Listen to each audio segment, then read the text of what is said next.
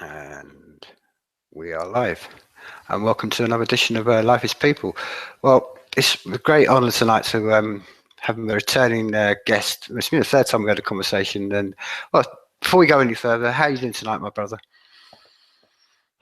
Thank you very much for having me. It's, as always, it's an honor and a privilege to be here, and I'm doing well. I've had a wild year, surrounded by absolutely batshit crazy individuals, but you know, I've come at it stronger, smarter, and better off. So I'm doing very well. The future is bright, and I'm sure we'll talk all about that. But thank you again for having me. Well, on that very subject, my friend, I mean, just before we went live, I mean, you used a great analogy, like you said, it's like the Game of Thrones, the long winter. So, I mean, maybe Right. you can allude to that, really, because I mean, I think that's a really good analogy to really sort of describe the last sort of months what you've been through. I think it's a really good analogy. So, Right. Well, obviously I'm being cautious today because slander laws are such in the U.S. My goal is not to slander. Everything I'm going to say is absolutely truthful, 100%, and backed by fact. But my life the last year, as you know, I partnered with John McAfee and MGT, and that went on for the last few months. I guess about 9-10 months, whatever it was. And that was a wild ride. I mean, if you look at a TV show like Silicon Valley, or you look at a show like Game of Thrones, my life has paralleled both of those shows to a large degree, especially Silicon Valley. I swear the writers have planted cameras in my car and in my house, and literally, what should we do for season 5? I don't know. What's Eijah doing? Oh, okay. Well, he's doing this. Perfect. That's a great hook into the second act. But it's literally just as crazy as that. And I know people don't believe me, and you shouldn't believe me, because unless you live the crazy that I live, you would never believe that there could exist people that are truly this batshit crazy, like John McAfee and MGT and some of the people I've surrounded myself with. The scenarios we've been through, responses, the groups of people we've met, their approaches to finances and raising capital and running a business. It's like I've just gave up on trying to apply rules of sanity and moderation and good judgment to my experience with McAfee and MGT. But out of all this, it's very, very easy when we as individuals go through trials and tribulations to feel defeated, to feel just worn out. I mean, we all get tired and exhausted, and we all just feel like, maybe it's just too much. What I like to say is it's the fuck it moment. And I have a lot of fuck it moments where it's like, fuck it, I'm done. Fuck you all, I'm out of here. Kiss my ass. Good luck. And it's really easy to be exhausted and give up. And it's really easy to just say, nope, enough's enough. But the real heroes, the real visionaries, the real leaders are those that go through fires of tribulation and trial and pain and suffering, and go through them again and again and again and again. And each time they go through them, they come out as stronger steel, or more hardened steel in individuals.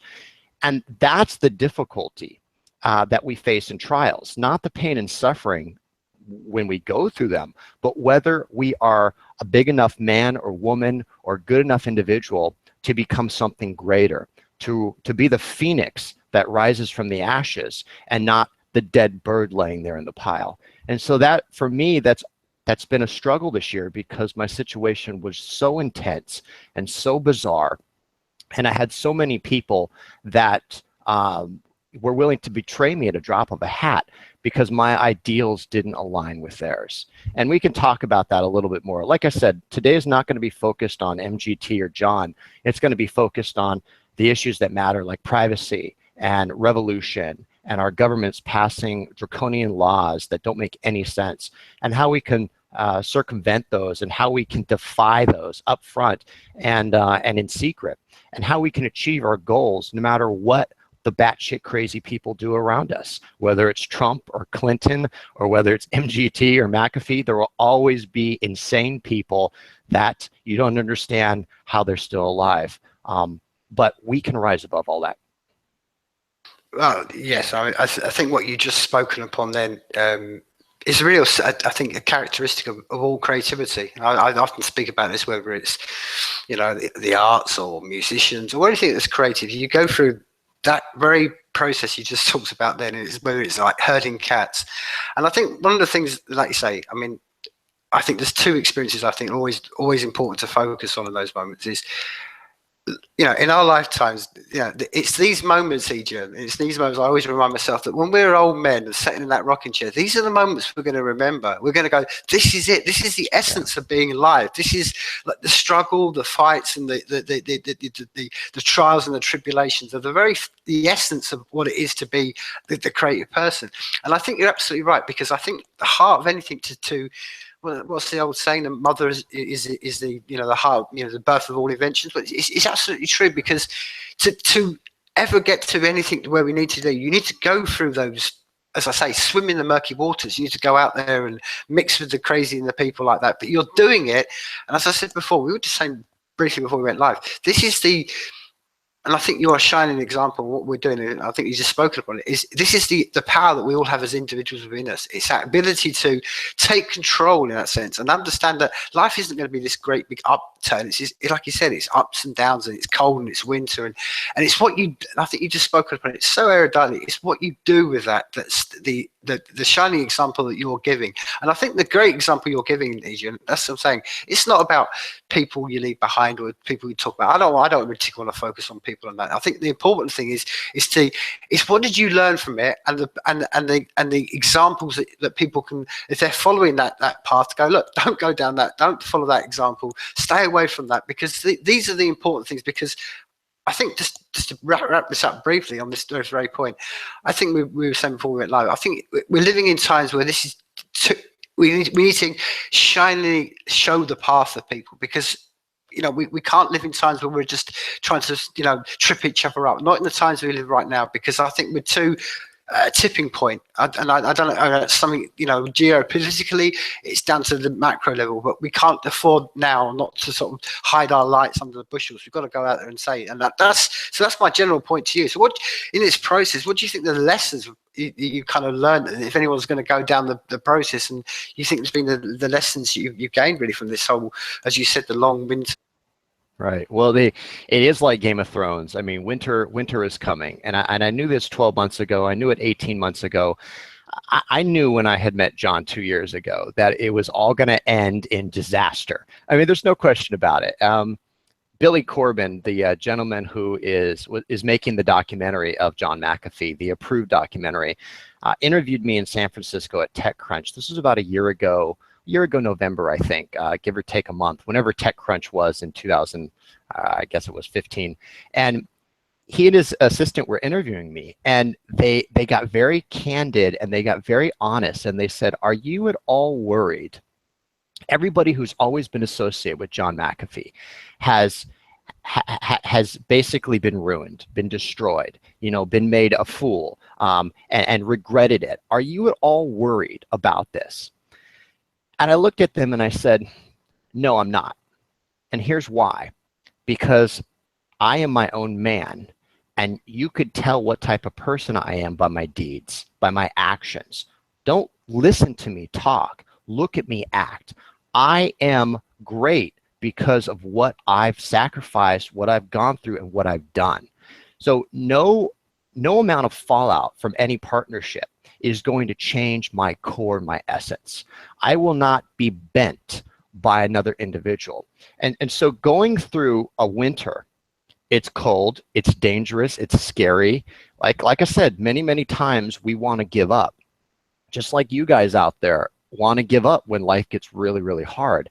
But the most important thing that you can remember is you are powerful enough to get beyond anything you face. And I want to raise that point as a very, very clear point. If there's one thing your listeners take from this entire session, it is that you all by yourself are powerful. And I know we've talked about this message before, and I know one of the analogies you used of life and people is, you know, the ants are coming. And there's a tremendous power in a bunch of small creatures like ants that can overwhelm a much, much larger force. But here's the reality to this. Yes, we are ants. We are all ants. But we can also be titans. We can also be gods. We have the power to evolve like a Pokemon into something far greater than an ant. Now, at our base nature, we are all ants. But through hardship and through trials and through pain and suffering and through things that test us to our limits, we become titans, and then we become gods. And when we become gods, we have the power to completely destroy our enemies. And that is the secret message that companies and governments don't want us to know. They want us to feel inferior and small. But the secret is, you are greater than they will ever be. And that's why they hate us, and that's why they fear us. And so I want to throw out the R word today, and that is revolution. We are on the brink, just like in Game of Thrones, of all-out war, right? We're on the brink of revolution. It is us as individuals and our ability to be individuals and protect our privacy, not only for us, but in future generations. That is at risk. The core of who we are, our very essence as individuals and people who enjoy freedom and privacy and the protections of our law and our democracies, is in jeopardy and is at risk every day. And it doesn't matter whether Trump or Hillary's in the White House. It doesn't matter who's the prime minister in the UK at the moment. None of that is relevant because they're all fools. All right? So throw out your libertarian versus your Democrat versus your Republican talk. They're all fucking fools. They don't get it. They never will. They're all the same. I don't care what shade of gray you give me. It's still without color. You are powerful, and it's time we all realize we are gods and rise up above that. And that's the theme of the new product that is launching my new company, Eijah LLC. And, you know, shameless plug here, you can get to it from eijah.com. That's EIJAH.com. But it's a new product called Titan. And what I'm trying to teach people here is that we can become titans very, very easily if we focus. But once we become titans, we start to destroy our gods. And once we destroy our gods, we become the god. That is our power. That's what we should strive for. And that's one thing that I'm working on in my personal life, and I encourage everybody around me. So this may sound like revolution. This may sound like heresy. This may sound like dangerous speech. And I want to assure everybody, it absolutely fucking is. This is dangerous speech in a dangerous time, and we cannot lose the things that are most important to us. Amen to that, brother. And I think very clearly, and I think you're absolutely spot on the mark, because I think, you know, you brought up my analogy of the ants. The analogy of the ants is the fact that, like you said, how there's as many of us. But I think the heart of what I think you're absolutely said, it's something I said for a long time, is you are the brains of the central nervous system. And that is, I mean, it almost becomes a bit of a, you can say it, and like so many words that go around your head. And it's not until you to really process it in your own mind, think inside our own heads, we've got something that like you said, no corporation, no government have got the ability to control. And that's why, and I think it's important to just speak upon something you just said then. It's why I reflect to people. That's why, like you said, they are all fools, but they spend a lot of time and resources and energy through creative people to keep this, for want of a better word, illusion going on and all this around, because they know that that's why they're trying to break the individual, because that, like you said, that is the ultimate power that we've all got. And that's why every system has always tried to break down to the individual and put us into mass groups. And I think you're absolutely right, Eijah, my friend. And I think the ultimate revolution is that when human beings start to understand what they've all got inside their own heads. And that is a truly revolutionary thing that goes beyond, like you said, the collectives and stuff, and tapping into that. Now, I love the analogy you're using of Titans, because I think you're absolutely right, because I think, like we've spoken about before, we're at this tipping point. We're about to unleash some untapped potential, untapped power that we've never had before. So before we go into the real sort of question that I really want to go into, into in depth with Titan, is I just want to take this to the real nth degree. So, okay, you quite quickly described there, we got the point where you become God, like almost like gods amongst men. what would be your hope when we do have that? I mean, it's I always try to go, okay, so great, let's get to the point where the paradigm has shifted, and, you know, and these tools are available. What would be your hope that once you have got the tools, that, you know, not that you, I'm not trying to say to you you'd ever wish or desire to dictate what anybody would do with the tools, but what would you say is someone, if the paradigm could shift, what would be, you think would be the biggest difference maybe between where we are right now and the world that you can foresee? Yeah, well, I think that's a great question. I want to start it with just what George Lucas, the creator of Star Wars, once said. He was asked in an interview, and you know, he gets a lot of hate, some of it deserved, and he gets a lot of love. And he once said, this was at the end of his career before he retired. He said, you know, when I started this journey back in the 70s, you know, I was the rebel. I was Luke Skywalker. I was fighting against the evil empire, and all the odds were against me, and I had no hope of even winning. And then somehow, through some spark of luck or magic or fate or divine intervention, I won. And what happened after that is slowly, and I didn't even realize it was happening, I became the empire that I sought out to fight in the beginning. And the transition to the dark side for George Lucas was not overnight. He probably had good intentions the whole time. But over 20, 30 years, he became Darth Vader, and he became the Empire. And it was only after he transitioned into that he was able to look back and say, wow, what happened? So the danger of becoming Titans, the danger of killing our gods and becoming gods, is that at some point in time, we're going to have the responsibility of making sure that we wield that power for the good of humanity. And it is tough. George Lucas probably didn't intend to become Darth Vader. I mean, maybe he did, maybe he didn't. But if we believe him, he did not. I think that's why we have checks and balances. We have other powerful hackers and programmers and technologists and leaders in our community that are also going to be Titans and are also going to be gods and are going to say, you know what, Eijah, you're getting a little crazy, claiming all these lands as your own and setting yourself up on the Iron Throne might be a bit extreme. Do you think maybe you're becoming worse than the god you've defeated? It's our friends, it's our allies, checks and balances. But there is an intrinsic danger in that. Just like I don't believe our corrupt, crooked elected officials, at least the majority of them, I don't believe they set out to be complete fools and dumbasses. I don't believe they woke up when they were 13 and said, when I grow up, I want to be a fool. I want to be a mockery of all that is good in our life.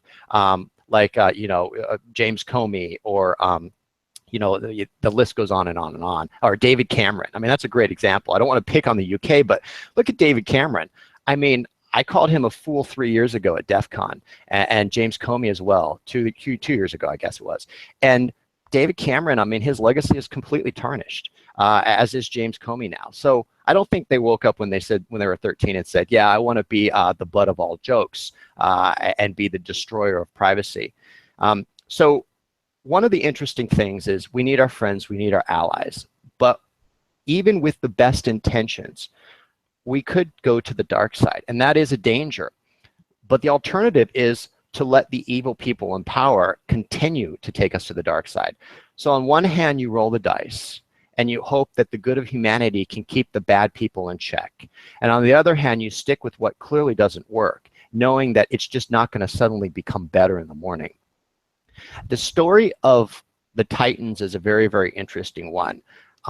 Prometheus, who was one of the Titans, defied Zeus and snuck into heaven and stole the fire from Mount Olympus to give it to the people. So Prometheus, one of the greatest Titans, defied the greatest of all the gods, stole the fire from heaven to give it to the people, to empower the people to have fire, to be free, to become gods in their own right. Now, Zeus didn't like this. There was a lot of bad things that happened to Prometheus as a result. But this is why I named the new product Titan, because it's time we defy and hopefully kill our gods.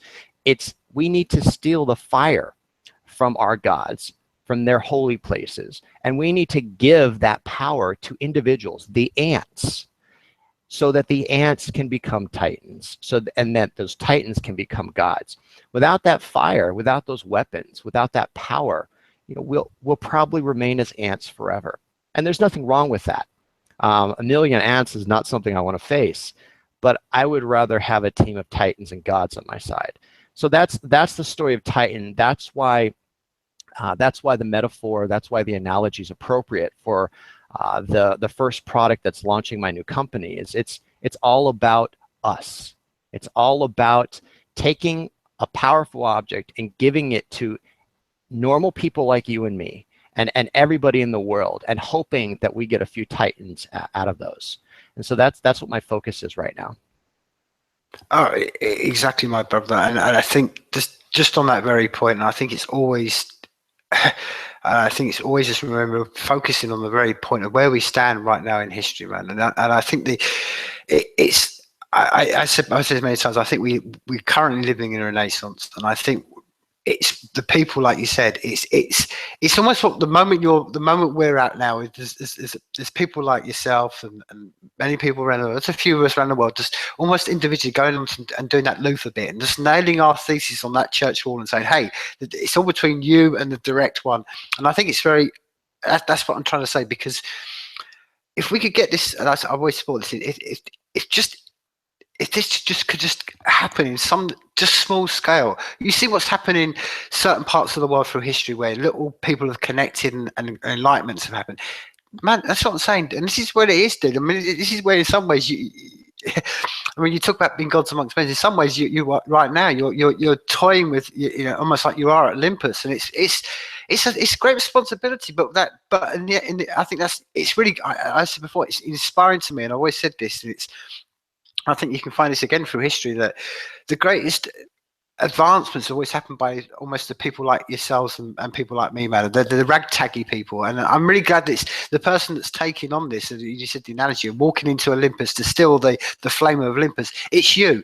And I'm glad it is someone like you, and it's not someone in a suit in the military thinking of, and I think that's the advantage right now. That's what I'm saying. When we're in this renaissance bit where we're at right now, it's what we do with the tools that people like you are going to give. So we've talked we're talking here in poetic terms and historic terms. Let's get down to the brass tacks. I mean, so what will, I mean, okay, I don't know how much you want to give away, because I know you've got DefCon 20 coming up, so but how much, just sort of give as much as you prepared to do of what is coming our way with Titan. Okay. Well, I'll definitely go there, and I'm going to reveal some secrets, and I'm going to give more teasers. So I'm sure I'll make some people happy with some of the things I'm going to reveal, and then I'll probably make them. We use the analogy blue balls, which is a terribly not politically correct analogy, but I'll give some teasers that will probably make people be like, Eijah. But I'll give both. Before I do that, though, I want to kind of follow up to something that you said.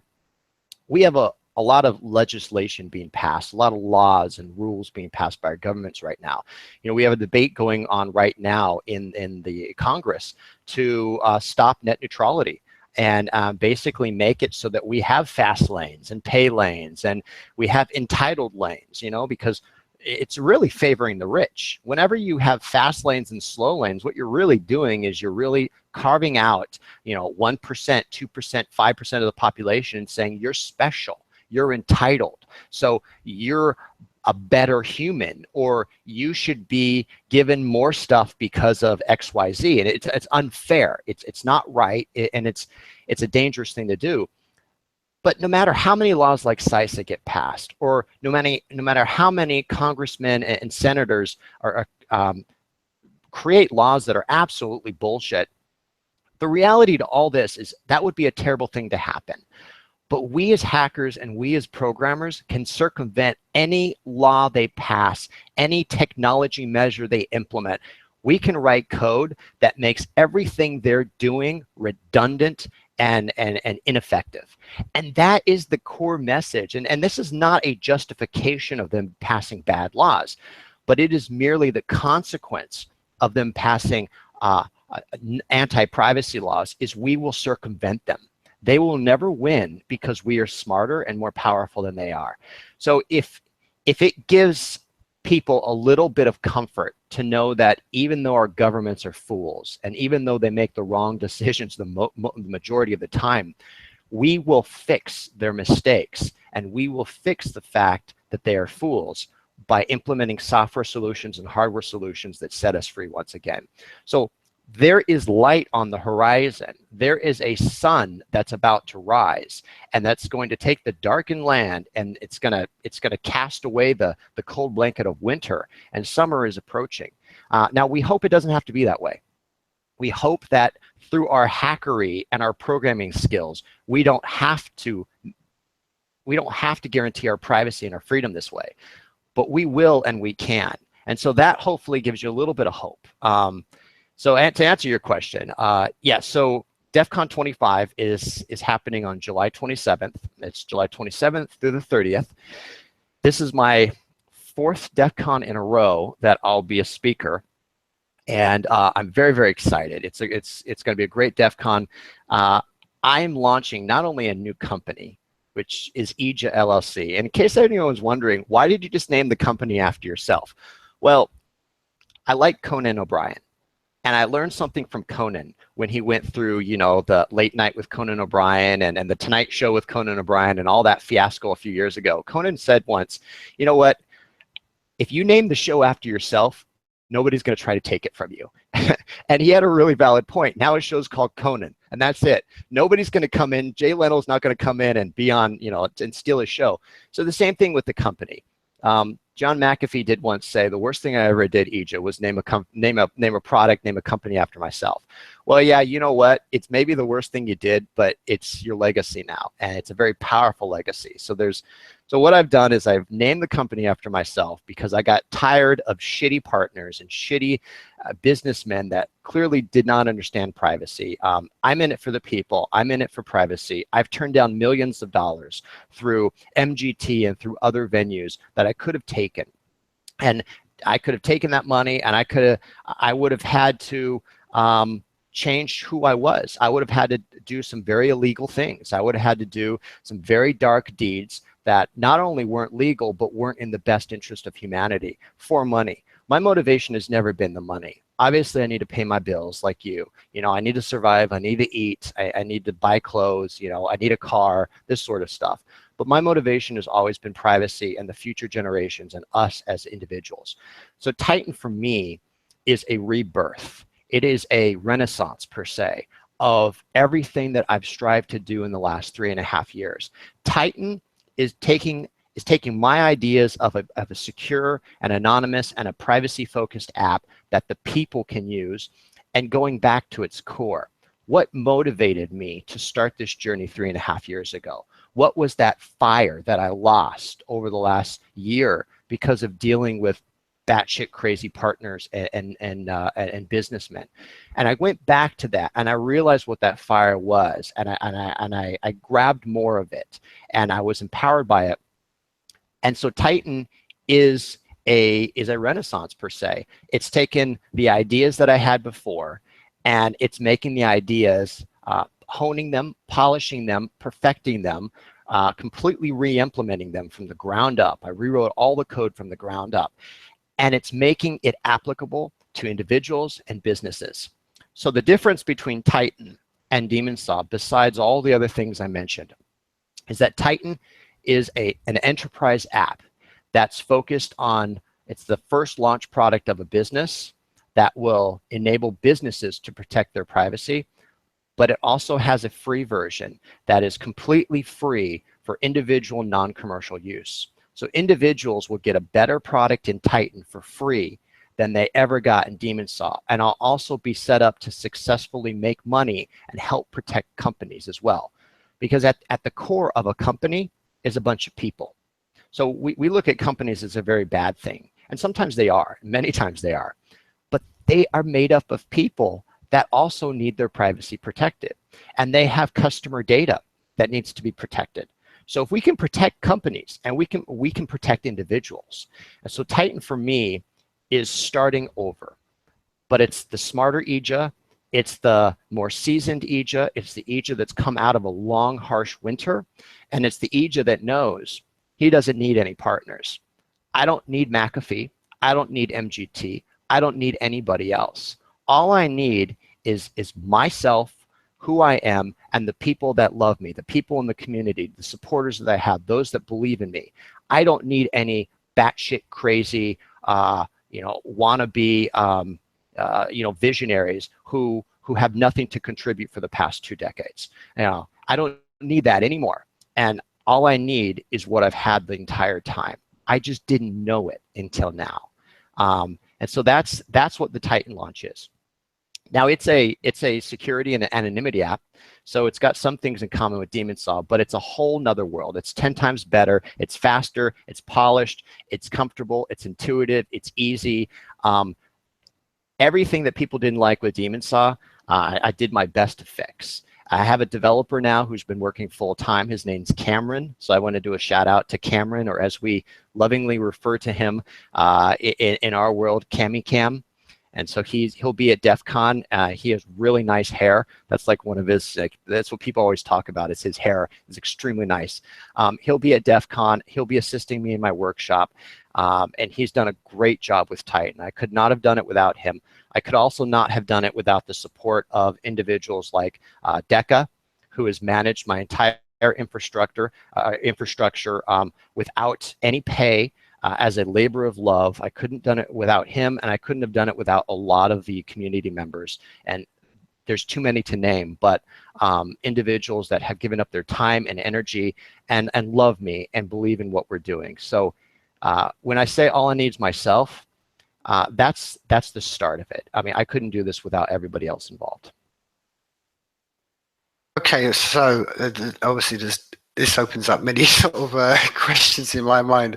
I want to start with the very first one. This before I break this down bit by bit. So the very first sort of question I'll do, because you obviously when you again, most people can follow and they go to the Eijah.com, and I said to you last night, I love the way you're doing how you're visionaries, but it's all about cloud service.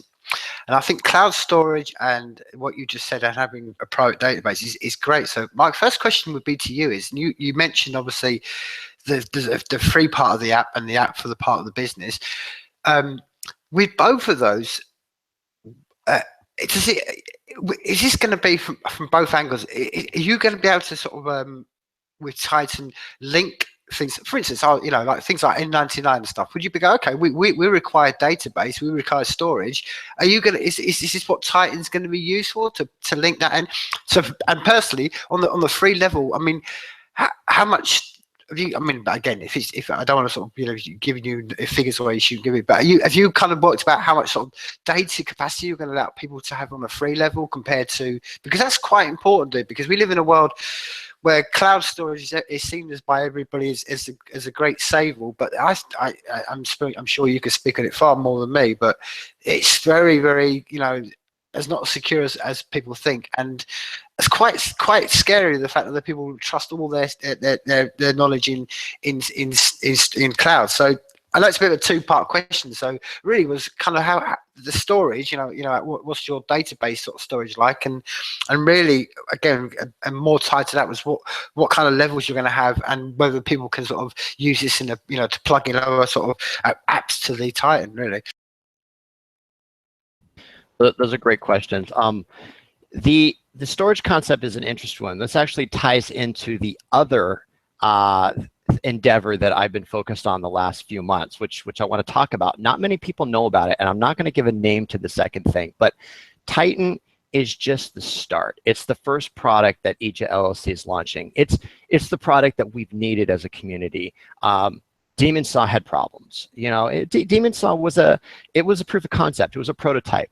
I just played around with ideas. It was always meant to be a free app. There's never any money in it, and we were totally fine with that. It took me 3 years of dicking around with Demonsaw to figure out exactly what we needed for the future, and exactly, okay, now I know the secret sauce. I know the magic formula now after 3 years. And so, but Demonsaw was great. I mean, Demonsaw has been decommissioned, and I'm shutting it down, and people can still download it. it served its purpose, but the time is up for Demonsaw. Demonsaw has lived its life, and it lived a great life, and we should think fondly of Demonsaw. But that's the past. The future is Titan. So Titan takes the Demonsaw ideas into a whole new direction. And one of the things that you mentioned, so storage versus API integration. The whole concept with Demonsaw and also with Titan is the idea that we don't need storage. Now, this doesn't meet all needs, and I want to be the first to throw this out. There's times when we absolutely need persistence, whether it's persistent on anonymous decentralized networks like MadeSafe, or whether we need a database or a log file or things of that nature. This is not a silver bullet that meets everybody's needs, but for things like secure communications, secure file transfer, messaging, grouping people up in like a Slack-like interface and talking, file synchronization like Dropbox, you know, we don't necessarily need a database on somebody else's computers. And so I thought through this problem for a variety of years, and I said, why do companies love selling us storage? Why is the cloud so big? The only reason why it's so prominent and big is because companies make a lot of money. They make a shit ton of money. Amazon Web Service, AWS, last year, I think it is $15 billion last year, 15 billion with a B, and it's approaching 20 billion. Microsoft Azure, $2.5 billion last year, just off of the cloud. Dropbox made $1 billion with a B. And Dropbox is planning on IPOing, and it thinks it's worth $10 billion. Well, it's not. That's why companies want to sell us the cloud, because they're making tons of money. And governments like it because they can backdoor it. So I wanted an app that didn't have any storage, that addressed what I believe is the majority use cases of secure comms and privacy. And that is, I want to get you a message, and I don't want anyone to log it, and I don't want anyone to trace it, and I don't want it going through any company servers. With Titan, I give you the ability to host your entire infrastructure. You can host every single server, every single routing point, every single node, or you can use existing networks. This flexibility gives us an advantage because there's no other app out like this. There's this term out there called walled gardens. And you're probably familiar with a walled garden. What is a walled garden? A walled garden is an application usually, or an infrastructure that's closed off. So I'll give you a great example. Open Whisper systems, which is Signal and WhatsApp and Facebook Messenger. You know, they're based on open source code, but what they do is, in order to use their apps, you have to go through their servers in this walled off, protected area that nobody can see. They don't give you any information about it. They don't let you host your own server infrastructure. Well, why do they do that? Well, they're good people. They've open sourced their code that's end-to-end encrypted. Why do you think they do that, though? They do that to either make money or give government, or give our information to governments, or both. They don't do that for our good. You can host your own Titan environment completely free on your own, and I would never know that you did that, ever, unless you told me. Signal and Open Whisper can do the same thing, but they don't. And you know why they don't? Is because they have investors, including the US government, that have given them millions and millions of dollars and told them you can't do this. Just because data is end-to-end encrypted doesn't mean I can't pull analytics from it and do business intelligence analysis and know it's you sending that encrypted packet, even though I don't have your IP. We can see a lot by how the data traverses, encrypted or otherwise, through the network. It's all pattern recognition, and the NSA knows this. And so walled gardens are really just another way of closing off an application. A lot of people get really, I call it butthurt, but they really get butthurt with the idea of everything has to be open source. Well, there's two problems with this. I'm going to piss some people off, but that's fine.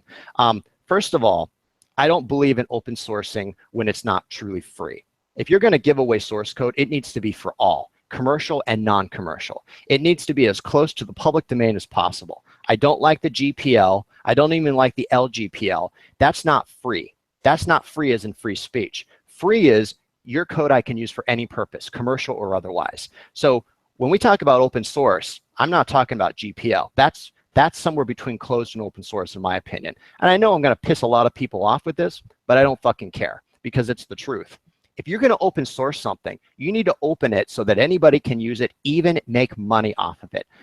About 2 months ago, I open sourced Demonsaw. If you go to github.com/Demonsaw, all the code's available, almost 41,000 lines of code. It's under MIT license, means anybody can use it for any reason. You can take it, you can build it, you can make an app, and you can sell it as is, and you can make millions of dollars. That is freedom. Well, but open source is not enough. Even if Open Whisper Systems makes all of their source code open, open infrastructure is just as important. And nobody's talking about walled gardens in the terms of closed infrastructure. A walled garden is just as bad from an infrastructure standpoint as closed source is just as bad from a programming standpoint. These are things that we need to evolve humanity, and nobody's talking about them. So when we talk about a storage app, when we talk about a privacy app, security, levels of API, we've got to go further beyond open source. We've got to go further beyond, is it decentralized or distributed or centralized? The solution that we need has to be all of those. You have to be able to have fully open source, MIT or public domain. You have to have an open infrastructure. Literally, any product that I produce, I should remove myself from any necessity. I should make myself redundant when I release software. And if I don't do that, I have ulterior motives. If that's not the product that I've given you, then I'm hiding something. Either I want to make money because I want an enterprise product to sell, or I'm backdooring your information to the government, or I just don't care, or I have a partnership with a cloud company, or somebody has a sex video on me and they're blackmailing me. There's something going on. So if we're using products that aren't fully open source under MIT or public domain and are not fully infrastructure, we need to ask why. And then based on the answer, we need to be okay with that to use the software. This dialogue's not happening now because it pisses off the open source community. But like I said, this is truth. Gonna get a lot of haters, but whatever. But this is the world that we need to live in, and these are the products that we need to be producing. In terms of the API, you're absolutely right. The ability to choose storage versus non-storage, where you host your infrastructure, whether you control it, controlling your crypto, controlling your user base, rebuilding the code, and also API integration are all tweaks and configurations that you have to have. And if the software doesn't support all that, then it's not truly free. And either it's showing ads, or it's being financed by the US government, or it's being financed by corporations. There's something else going on.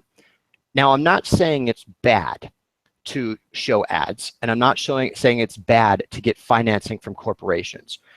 Applications and infrastructures cost a lot of money. What I'm saying, though, is we should be more transparent.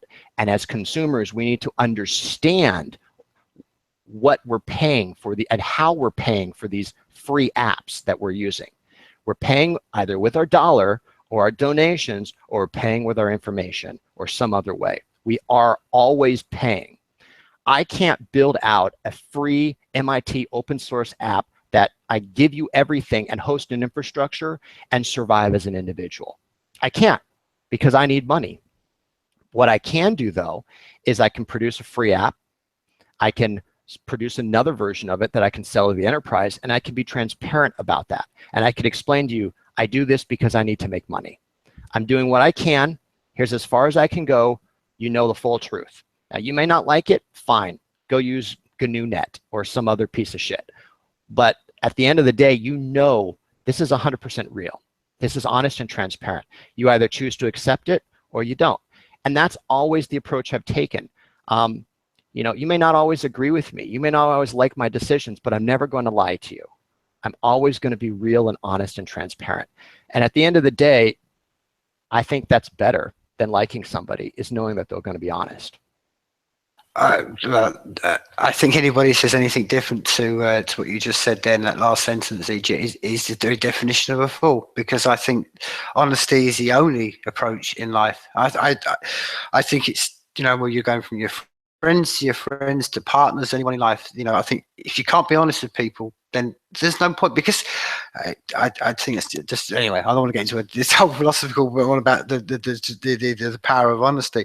But I think what you just spoke upon, I'm really glad you spoke upon this, Eijah, because it's something that I think you're absolutely right. It is something that's not spoken upon at all.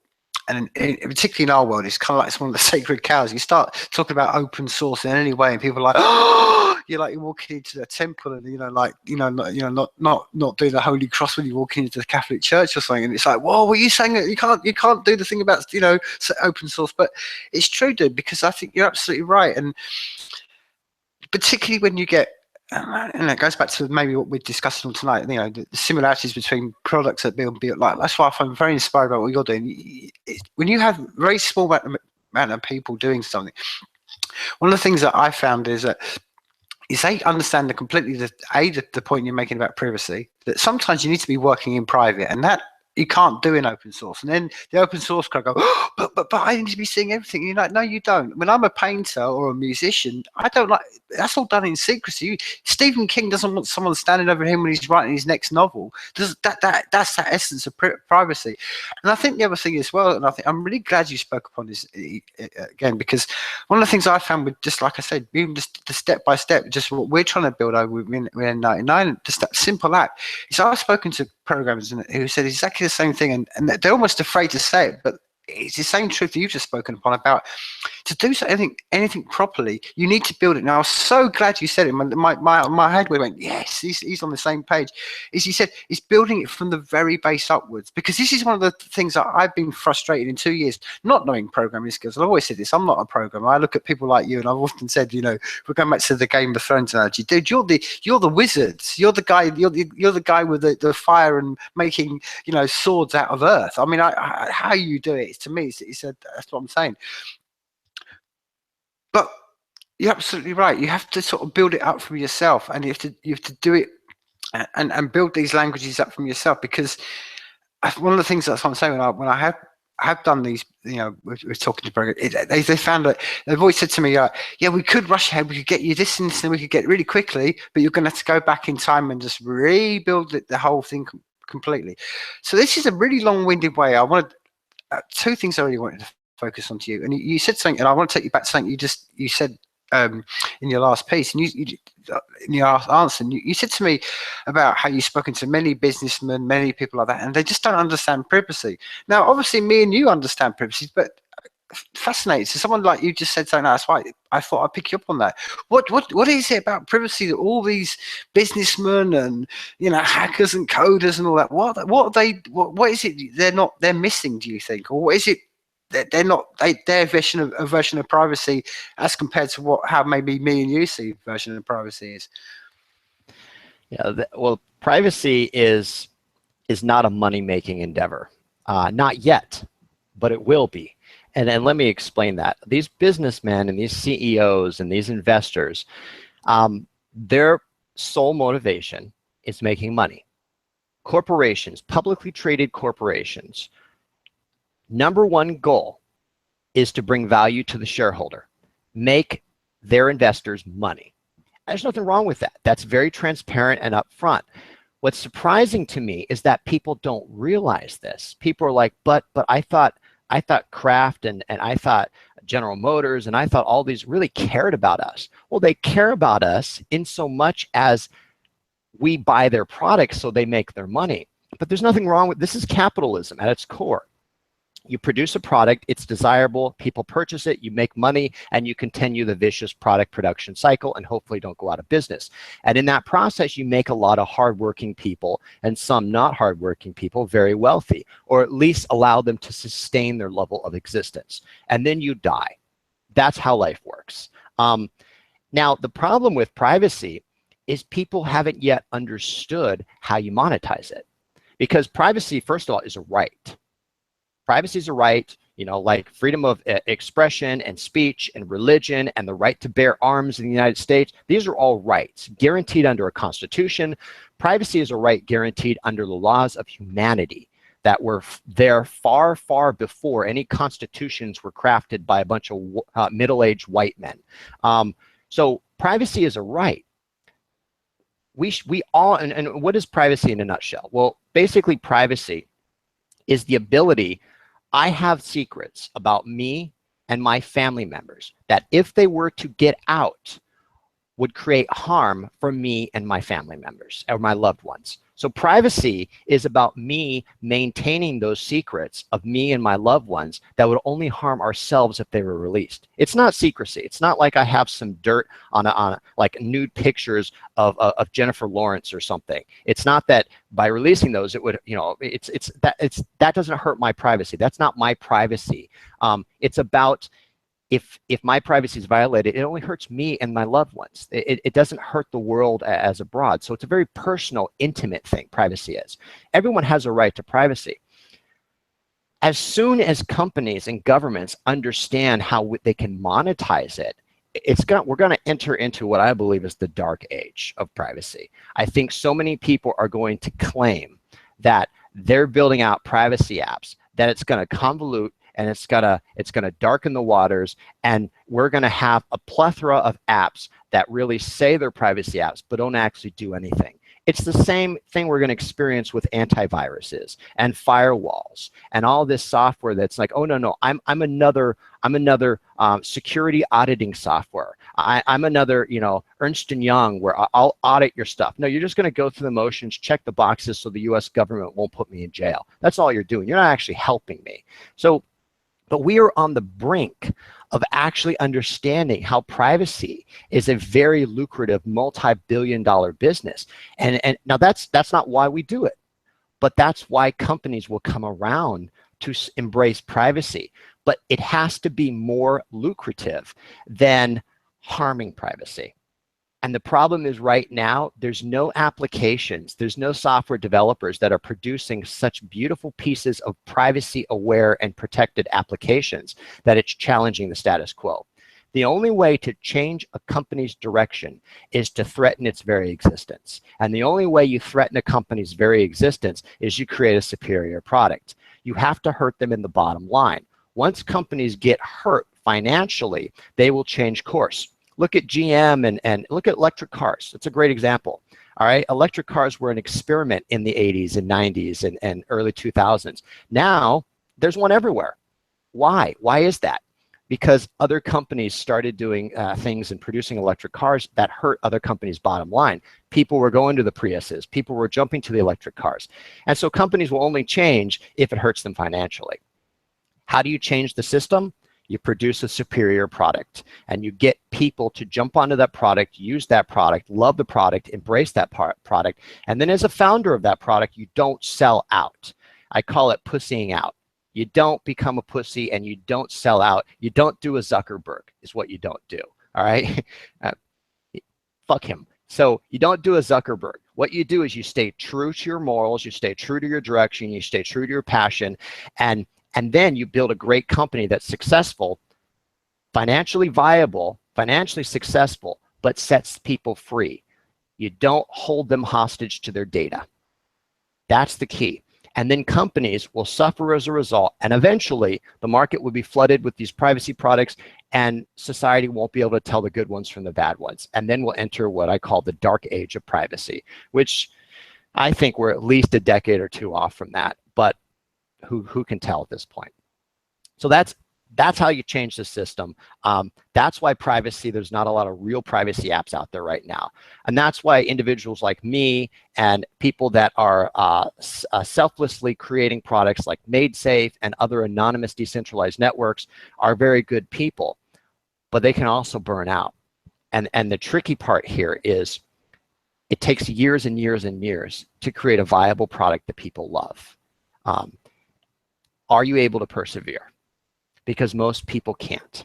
Most people can't because, I mean, I can't even begin to describe the amount of hate I get from even community members that love me, the amount of bullshit and drama that I get because they feel butthurt for some God-unknown reason. And they take it out on me, even though all I've done is produced a free product to them. That can wear on you as a developer and as a founder, especially when you sacrifice everything for this free product. So there needs to be a balance as well. And that's where you have to produce a financially viable product. You've got to treat it as a business as well. Otherwise, you'll burn out, You'll get disgruntled. You'll be very hateful, and you'll abandon everything that you love. And so you've got to have the balance between the two extremes. You have to tell people it's my way or the highway. It's my vision. It's my app. You either get on board and you believe, or you move on. I love your feedback. I appreciate you. I love and respect you. I'm open to your ideas, but they've got to come from a place of respect, and you've got to acknowledge my authority. You know, I'm the founder. I'm the creator. There needs to be one captain. I'm watching a lot of Star Trek right now. Imagine what would happen if there were 7 captains on the bridge. It'd be chaos, right? Which captain? Is it Captain Picard? Is it Kirk? Is it Cisco? Is it Janeway? Which captain are you going to listen to? There's a reason why there's one. And so this journey is about creating a great app that challenges the status quo, that protects privacy without any hidden agenda and hidden motives, that's going to take business away from corporate entities that all they care about is profit, and get them to think about privacy from a real perspective.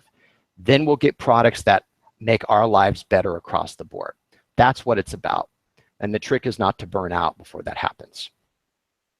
No, I on that very point you're just making there, Eijah, I mean, even going back to the Mount Olympus one, I mean, you're right. It's the same, dialectic that someone, that very example talks about, because you do give the flame away to the people, and like we were describing earlier on. But I keep going back to this dude, and I think you've spoken upon it, and I think anyone who's listened to this, who's anyway creative, whether it's any kind of form of creativity, understands exactly the steps you're talking about the you're going to face torment, you're going to face people coming at you, you're going to face a torrent of abuse, you're going to face trolling, you're going to face financial insecurity, you're going to face lone nights by yourself where you feel like giving up, you're going to get burnt, you're going to get, and all this, and at the end of that, maybe you're racked with that whole doubt of thinking, why do I do all this and nobody actually bothers? Am I just sitting here just blowing smoke in a dark, empty room and nobody's actually going to be bothered? That all goes through your mind. But this is the very point. As I think we kind of really been discussing the way through this. As much as all this, and I think it's all those things that would put 90% of people off. That's why when you do bring the flame down to the masses, 90% of the people won't even want to use it, because they're like, oh, but to use that is going to do all those things. So it's going to naturally attract the moths, the people who are the outsiders. And that's what's really good. And I think that's what's really, what we're discussing. This is at the breaking point where we're at, because we're just by bit, we're just getting to that point where we're at a tipping point, and the tools are coming. And I think this is absolutely right. And that's why I wanted to, the perfect analogy is like you're saying, that the too many captains and stuff like that. I think you're right, and this is the whole point. You don't stop giving a product to somebody because of you worry about too many captains, or like you say, the ants. The ants. But you're absolutely right. As much as there's ants in this world, it's going to be, and out of those, that's like life itself.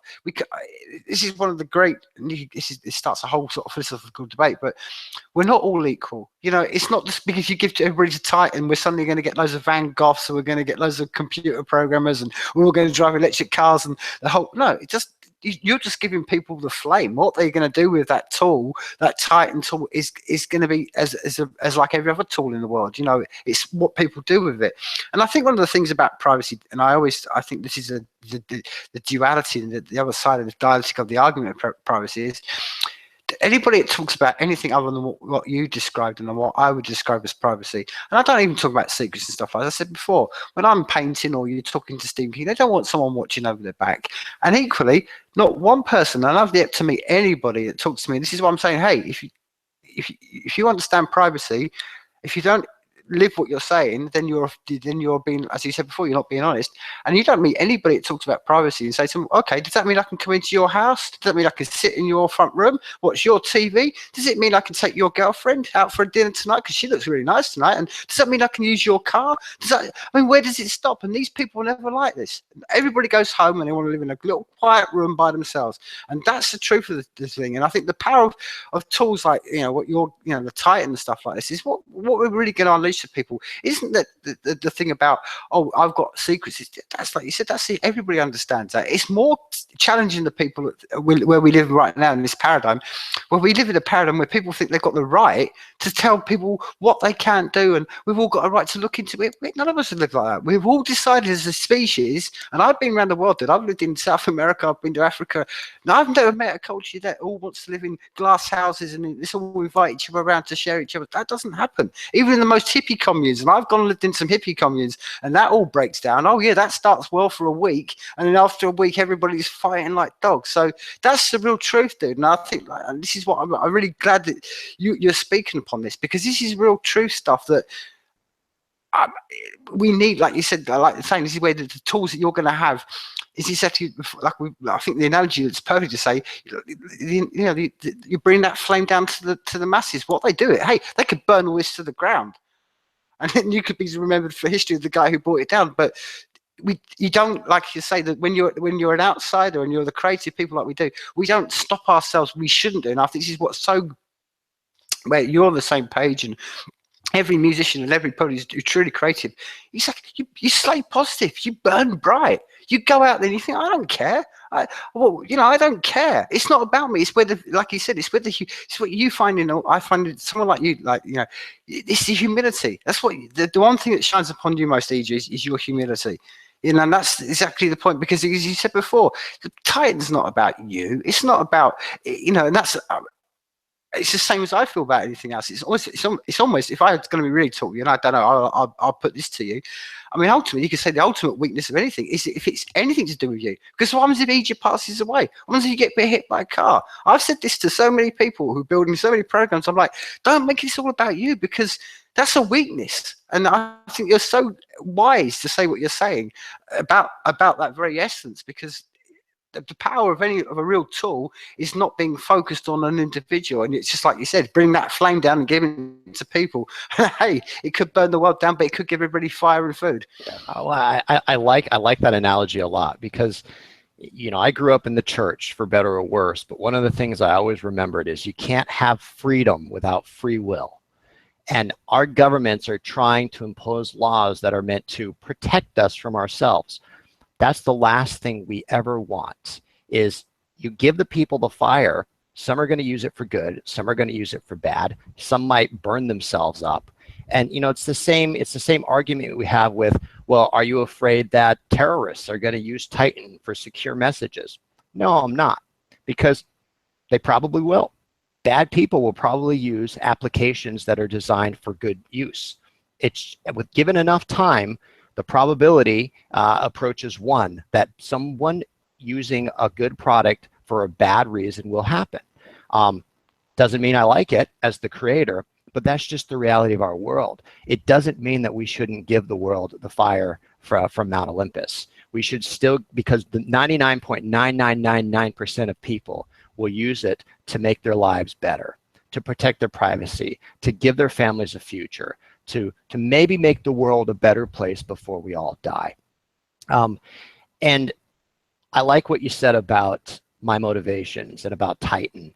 I started this journey with Demonsaw, and I'm now continuing it with Titan, because I felt a gap in my life for a product. And when it started, it was all about me and making something that I would want to use. And then it transitioned into making something that the world would want to use, or my friends or the community. And now it's transitioned into making a product that will set a generation free and will empower us to defy our gods. And like I say, the power to kill your gods, is what Titan really is. Yagi Vasudev, a great guru, once said, and I tweeted this yesterday, if what you create is truly worthwhile, money will happen, meaning money will come. A lot of people ask me, well, how are you going to make money? What's your ulterior motive? And, I don't have any. I've said Titan's an enterprise app. I'm going to sell it to companies, but individuals for non-commercial use can use it for free.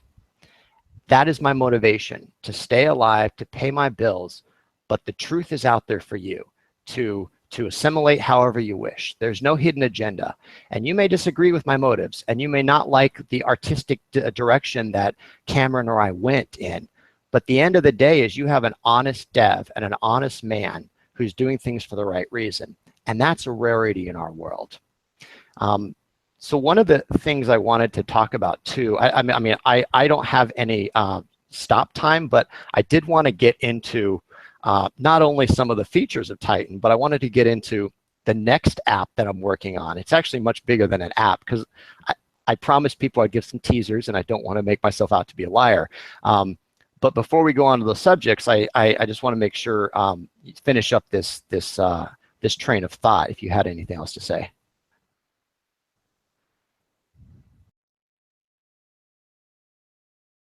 We can't hear you. That's what I'm saying. This is one of the problems that we have when we go down any of these conversations. You can actually agree, but I just generally to say on that one, I think just to finish maybe the analogy of the gods. I think that the true one about the power of the gods did, and I think this is absolutely poignant. I think this is one of the poignant things about anything else, and it's just witness about human beings in general. I think this is where just to sort of finish this, where maybe a paradigm shift could be get to. The real gods, the real people that walk around this planet, they don't worry about money, and that's the real truth of it.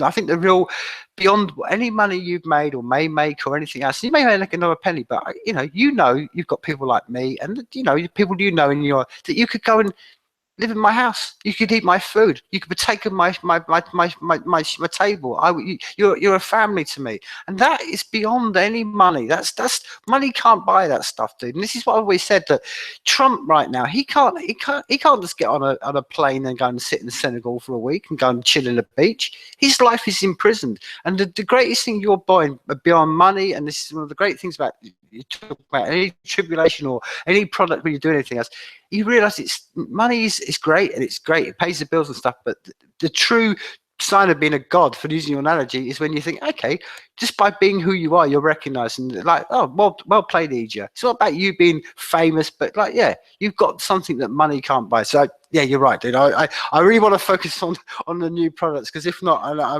know it's like two creative people. We can end up speaking hours on philosophy. But I'm glad that you mentioned the invitation, because I haven't been to Scotland in like 3 years now, and I miss the lowlands and the highlands. Scotland's a great place. Now I'm a vegetarian, so if I eat your food, I might not be able to eat the haggis and some of the other stuff. But I'll just pick around the meat, because I've noticed most Scottish cuisine is heavy on meat. Well, I just don't on that one before we just finish that one. They do, obviously we're in 2017 and now do vegetarian. But anyway, so before we do sort of stray too far away, I mean, you mentioned then about, obviously you want to sort of mention more of the features of the Titan, and you kind of alluded to sort of a new sort of what your next sort of focuses on. So, tell us more. Okay, great. So Titan's, first of all, it's coming out on July 27th, which is about 6 weeks from now. That is the first day of DefCon. That's a Thursday. It'll probably be out a night or two before, because I want to be fully intoxicated while I'm in Vegas and not have to worry about launching a product this year. But it'll be out on or before the 27th of July.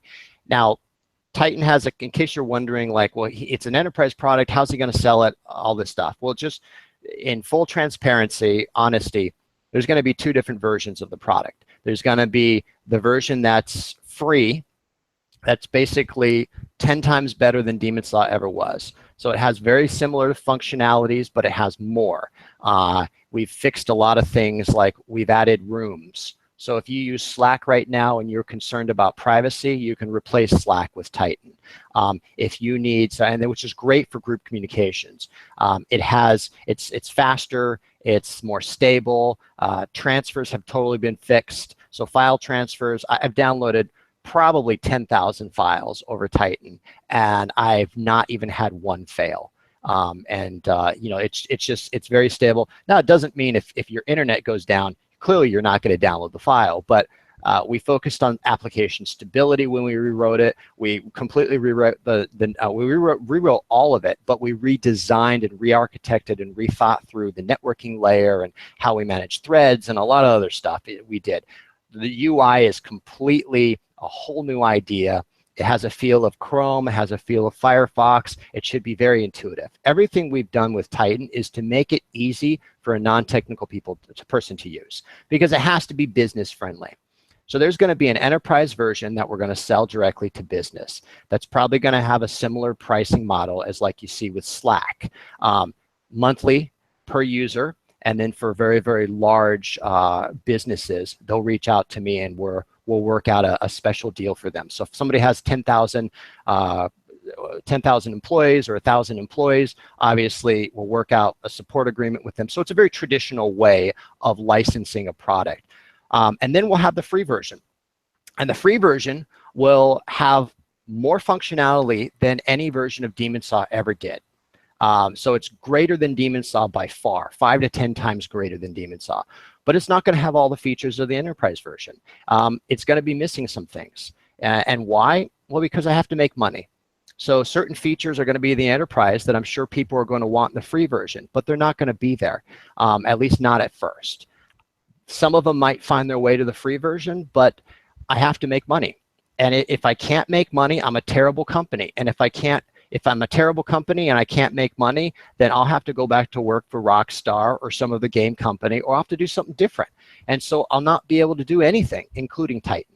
So if people are wondering, well, I want all the free features in the free version, or I want all the features in the free version, you're not going to get that. You're not going to get that because I can't make money and I can't pay my bills. That's the honest truth. But now you know my true intentions. You probably don't like that, but it's whatever. If you are a company, you can license the enterprise version and you can have all the bells and whistles, and it'll be a fair price. I'm not going to tell you the price now because I'll get in trouble by my team, but it's going to be a fair, competitive price, and the software's well worth that for commercial use. So that's the first thing with Titan. Now, here's the cool thing about it. And this is so if there's a second thing that your listeners hear today, I want it to be this. I have a private launch party that will happen Thursday, the 27th of July, the first day of DefCon. It's going to happen between 1 p.m. and 4 p.m. So first day of DefCon, probably one of the first big parties. It's a 3-hour open bar, professional DJ and professional bartender. I'm paying the money out of my own pocket. I'm partnering with a great group of DefCon individuals. I'm partnering with the QueerCon group. Now, we haven't finalized all the details yet, so I can't give too much, but it's going to be in a suite. Here's the catcher, though. It's free to get in. It's open bar. You can drink as much as you want. Like I said, professional DJs. Whitey Cracker has already agreed to spin and rap for the event, which is he's an amazing rapper. Yeah, amazing DJ, amazing rapper, a really good friend of mine. And he's doing it for free, which bless his heart, he's a great guy. So it's a big event, but because it's a suite, it's limited to 200 people. Now, how do you get in? You have to buy a Titan t-shirt, and that's it. You buy a Titan, and here's the other catch. There's only 200 Titan t-shirts that will sell, and you have to be at DefCon to pick them up. So we will be putting t-shirts available for pre-order in the next week. And once the 200 shirts are sold, and they'll be, I think they're going to be $20, so it's going to be a really fair price. But for $20, you get a shirt. If you're wearing that shirt, you'll get into the party. All the alcohol you can drink for 3 hours. You party with me, you party with Whitey Cracker, professional bartenders flown in from LA. It's a big deal. But you have to have a Titan shirt. And if you don't have one, tough. So that's coming up. I just wanted to throw that out there because I'm doing this for you guys to celebrate the launch. And no, John McAfee is not allowed. No John McAfee allowed to this party. So sorry, John. But it's only Titan shirts, and I'm not going to sell him a Titan shirt. So that's Titan. That's my business focus. That's what I'm working on. There will also be Android versions of Titan. There will be a free version, and then there will be a paid version. The paid version, I'm not going to go into too much detail, will have full file transfer. So the paid version will basically be a replication of Titan on the Android. You'll be able to search, you'll be able to browse, you'll be able to download files, you'll be able to share files. It will give you everything you can do on the Titan desktop, and it will be purchasable on the Google App Store at some time after DefCon. I'll reveal those details probably in August or so. So, shall we jump on to the mystery item? Okay. Just quickly on while we're talking about DefCon, a couple of things.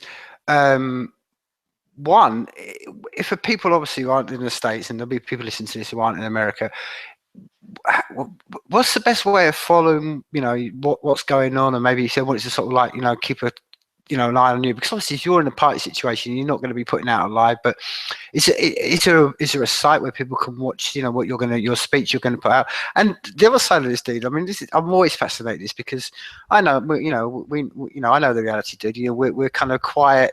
This is what, where people like me and you are like. Most of our stuff is spent in solitary, or maybe one or two people maximum in your life. And there you're going to walk onto a stage and face that crowd. How do you face that, my friend? Because for me, I can't think of anything more, as we've just been saying, more kind of, like a piss of it. The opposite to what we want to do is to get up on a stage in front of people and talk in that situation. So how do you confront that situation? Well, that's a great question. So first of all, I wanted to add one thing to the party, just so you guys know. I'm not making any money off the party at DefCon. So even with the T-shirt sales, I'm basically breaking even. If you throw in all the free booze, and you throw in, the venue and the partnership with QueerCon, and you're throwing in how much it costs to make T-shirts, I'm literally breaking even. So in case you're wondering, like, he's making bank, I'm not making any money. In fact, I'm putting a lot of money out there, and I'm going to recover hopefully all of it with the T-shirt sales. And $20 is really cheap for a great T-shirt. They're high quality too. They're not the cheap pieces of like Fruit of the Loom shirts that you get from the DefCon store. Although no offense to the DefCon store. So the first thing I want to say is your question about how are you comfortable, how are you confident, how do you get on stage, how do you present yourself well. Just like life, it's a learning experience. You evolve over many, many years. It started when I was teaching at the community college when I was 22. So when I was 22 and I was teaching, I ended up teaching part-time for 6 years, almost 20 classes at 2 different community colleges as a 22-year-old. I just started, and I was very comfortable with people. But a lot of it just, you trust yourself.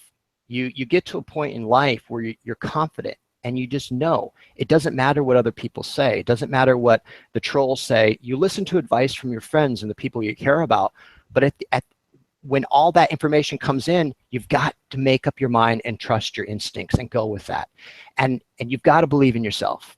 And I might be wrong. I've believed in myself many times and I was wrong. And then you accept that. You're like, okay, I was wrong. I understand why now. And you iterate and you move on. Pick yourself back up and you move forward. But you have to believe in yourself. That's where confidence comes from. The strength from within. That's all it is. It's not a magic formula. There's nothing special about me as an individual. I'm a guy, I have brown hair, brown eyes. I'm about 6 feet tall, 170 pounds. I'm a geek. I'm pale ass white. I go out in the sun for 13 seconds and I turn red. I mean, there's nothing special about me. You just have to trust your instincts and trust your life experience. I do want to say though, life is so much easier when you have people like in the Demonsaw and Titan community that supports you and love you and have donated lots and lots of their time. I love the community, and they may not always see indications of my affection and my love, but I acknowledge I could not be here without them. And even though we sometimes bump heads, and even though they sometimes are frustrated and upset with me, they are very, very special. And they're the reason why I'm doing this now, for them and for the next generation. I would also be remiss if I did not call out the special love and support and attention that I get every day from my beautiful, intelligent, awesome, sexy hacker girlfriend, Honeypot. So she's watching right now with eagle eyes. So I would only be a good boyfriend if I called her out. No, honestly though, she's been very supportive, and she makes me not only a better man, but she makes me a much wiser man. And I don't want to make her cry because then I'll get in trouble. But it's another example of people who care about us, being there for us and having our back. So thank you, dear. I love you. Don't get mad at me. But anyway, so that's really how you tackle it. You believe in yourself, and you have people who love you that also believe in you. So go on. It always seems to be a very crescendo up to this. You know what the new product or what you're sort of planning on building on. You've been teasing it out for the last sort of half an hour, my friend. So go on. I'm going to hand the stage over to you. Okay. All right. All right. Well, I promise you guys, I give you a teaser. I can only give you a teaser. But you guys know me. You guys know me, what I've done. If you look at my resume, I don't produce vaporware. You know, I am only one person. I can only write code so fast. Cameron and I can only write code so fast. We don't have 40 devs working for us. So we go at a sprinting snail's pace a lot of times. But I made GTA 5. You know, I was in charge of American Express's security. I made Guitar Hero. I made Demonsaw. You know, I made Titan, and it's been testing in alpha and beta now for 3 months. I produce real software. So when I say I'm going to do something, it's real. It's not vaporware. It's not like some sort of crowd-funded event where they say they're gonna create a Star Trek transporter, and then 3 months after they get all your money, realize, oh wait, this is really hard. No, the things that I say I'm going to do, the things that I attempt to do, I do. And maybe I don't put all the features in the time that I want because we're only one person. We're only 2 people. But I produce far, far more than vaporware. So I want to present to you a scenario. I want to start with a scenario. And I'm going to give you a little bit beyond the scenario, but we're going to leave it at that. And I want you to ponder this scenario for a while. And I want you to think about, well, what is Eijah alluding to? What is he saying? And it's going to be a mystery, and you'll have different ideas, and you'll probably debate it. But I'm going to present a scenario about the internet of today. The internet of today is a place where hackers reign supreme. Now, I'm a hacker too. You know, I released Blu-ray keys, broke some Blu-ray encryption. So just like a lot of your viewers and listeners, I'm a hacker. The reality of life right now is you can't stop us. You cannot stop hackers. Companies try to sell us security software. They try to tell us that, you know, well, if you partner with us, then this antivirus will remove 99.blah%. No, you can't stop hackers. If somebody wants to hack you or me, they will hack you or me. That's the reality. So in order to try to stop the inevitable, companies are focusing more on security, right? You've got Signal and WhatsApp talking about end-to-end encryption. You know, you've got encryption at rest. You're now salting your hashes when you store passwords hashed and salted in a database. So there's all these mechanisms that we've been doing for the past decade to try to boost the security.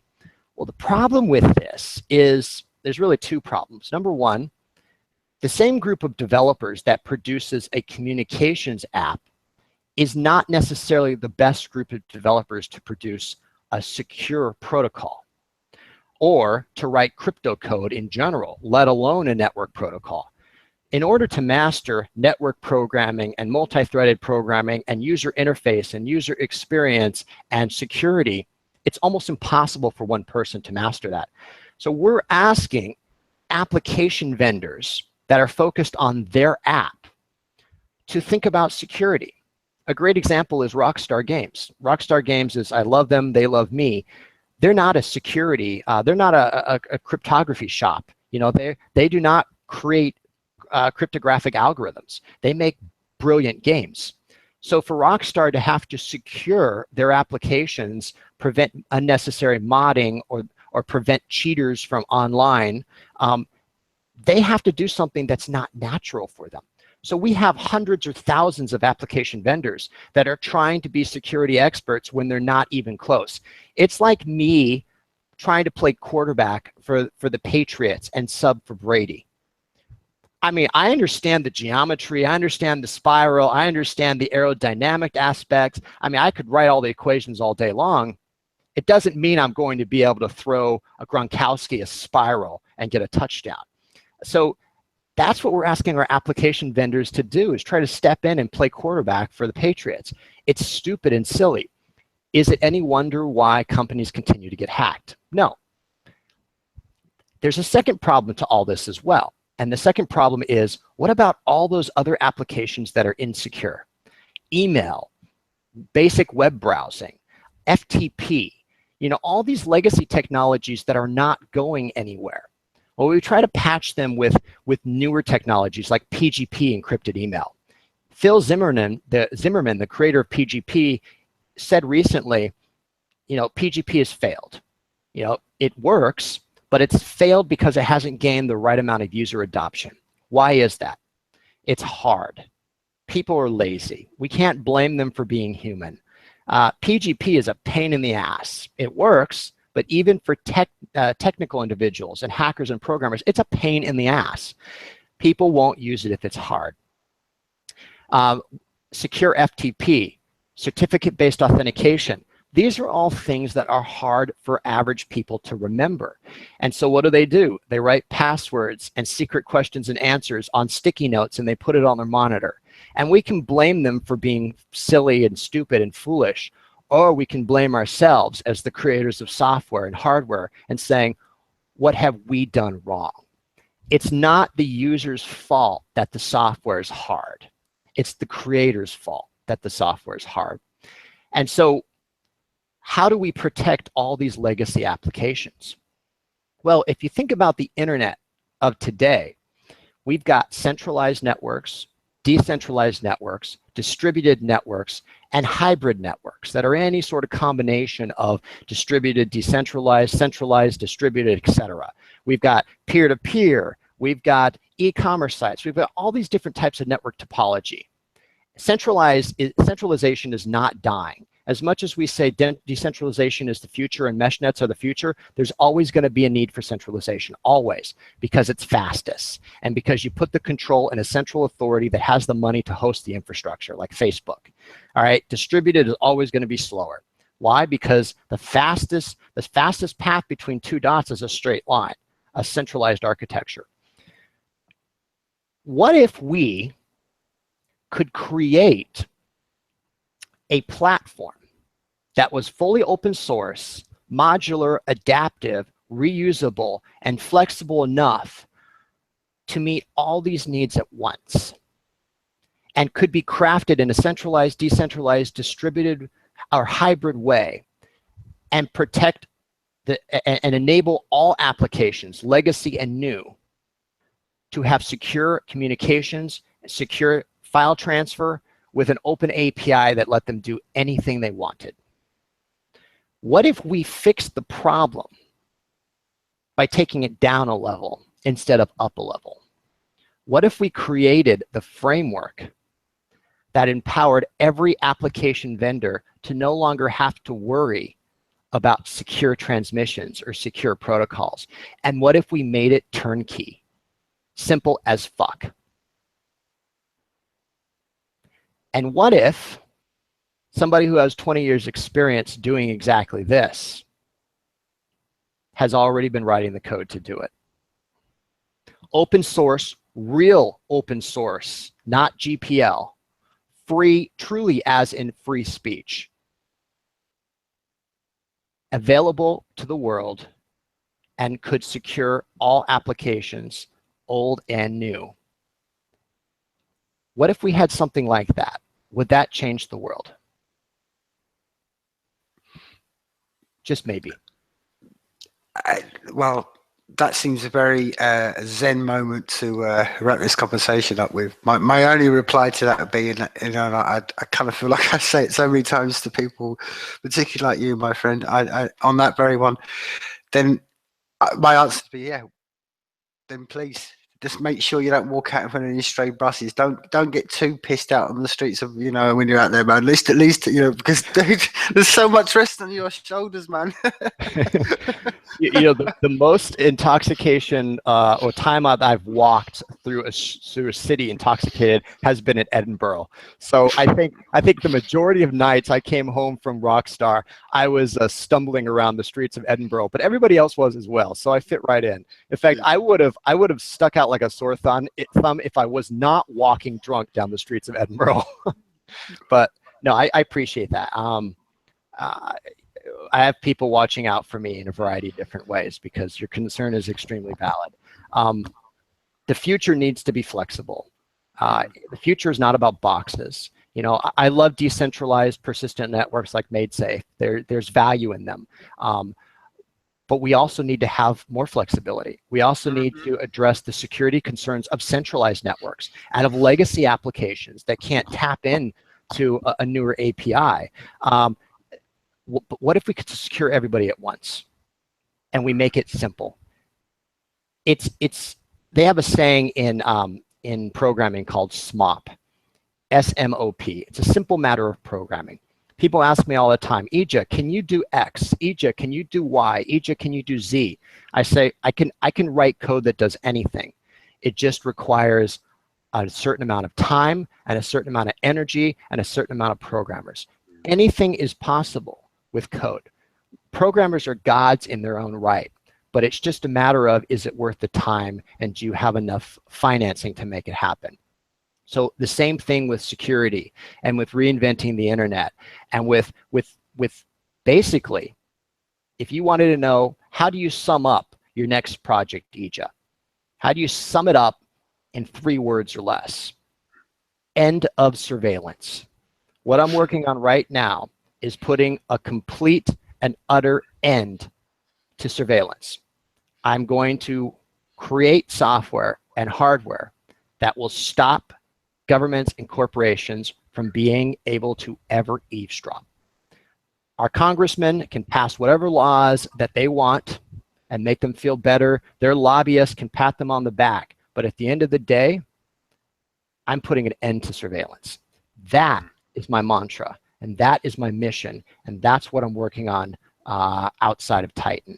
So Titan is the first product, but it goes way beyond Titan.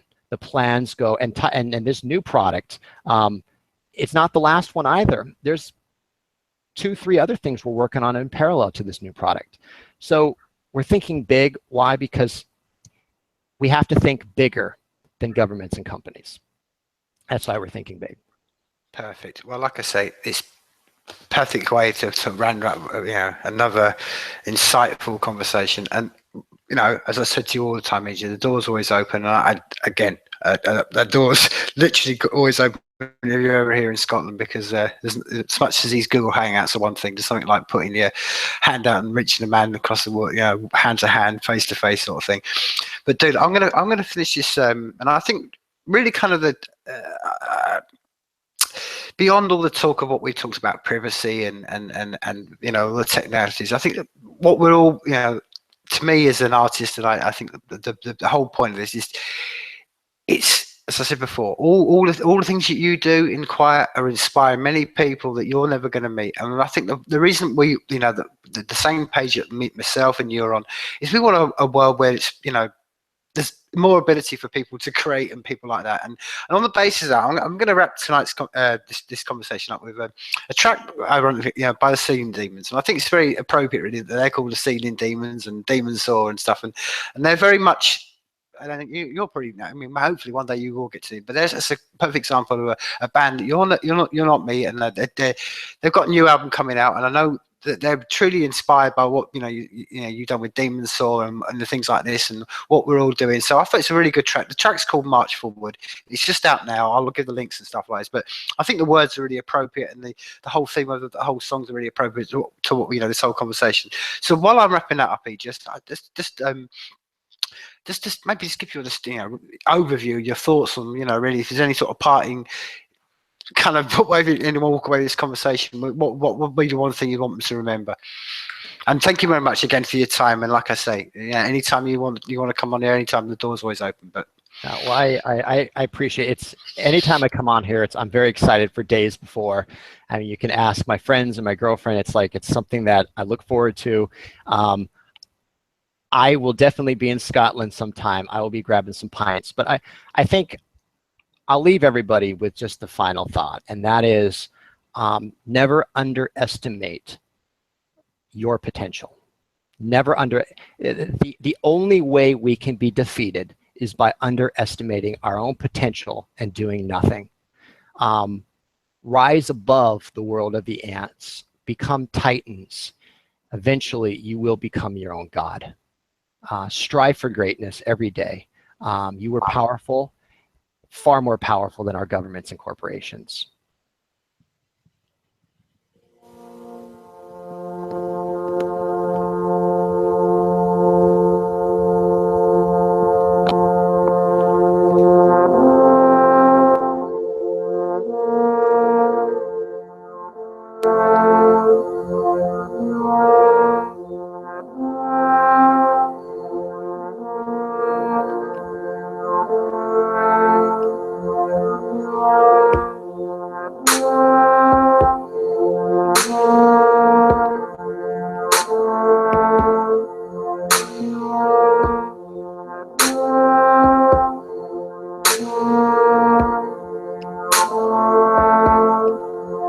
Rise again to another day, to another life in another cage.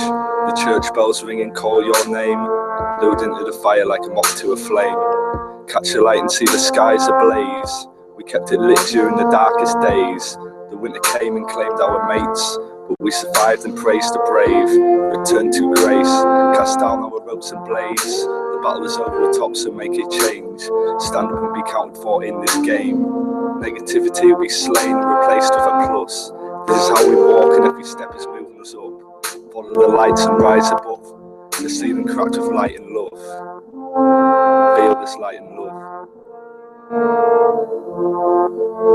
Feel this light and love. Feel this light and love. Feel this light and love.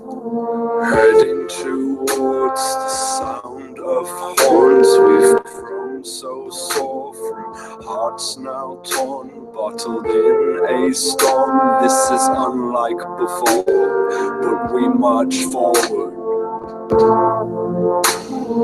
Born from the barrel of a gun, shoot the feeling in the sun. Who will soldier on and who will die young?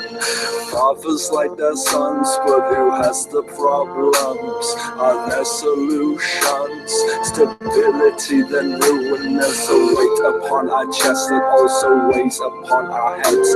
Master stress, smoke cigarettes. Live today like you were dead, but pay respects to the friends that passed you by and made amends. A white rose in a flower bed, soldier on until the end.